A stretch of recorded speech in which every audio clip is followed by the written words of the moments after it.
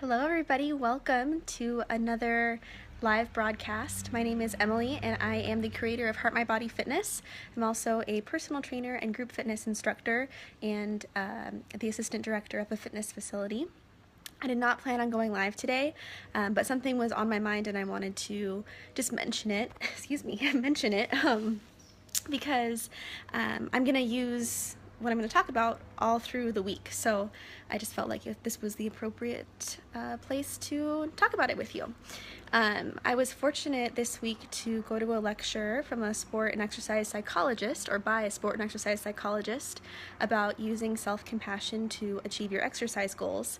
And it really got me thinking about just like how I talk to myself during my workouts and throughout my week when I'm not working out, just what type of self-talk am I using.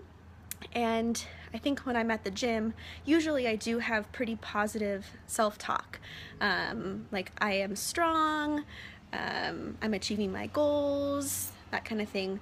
But sometimes, we can say things like, I feel weak, I'm weak, I don't look very good, like, why isn't this working, that kind of thing. And that can be really detrimental to our motivation and how we continue on with our exercise program, which obviously then in turn affects our health and all that stuff. So something that the sport and exercise psychologist recommended was turning your self-talk from negative to positive and just kind of flipping the switch on it and being creative about how you change out that language that you use toward yourself. An example was, I am weak versus I feel weak, right? One is permanent and one is temporary, a fleeting feeling. And I have to give a shout out to Ayla Donlin for pointing this one out during the lecture. So changing from I am, if it's negative, to I feel like I could be doing more, not I could be doing more, right? I feel that way right now, so I'm going to go out and do more.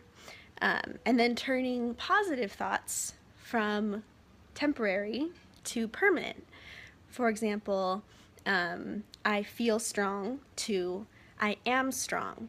And so this week what I'm going to try to do is really focus on, during my workouts, saying positive things to myself in my mind. I could just say them out loud too, sure, go for it.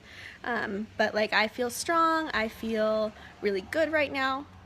I went again. I am strong, I am doing very well. See, it's gonna be tough, right? Self-talk is like ingrained in us.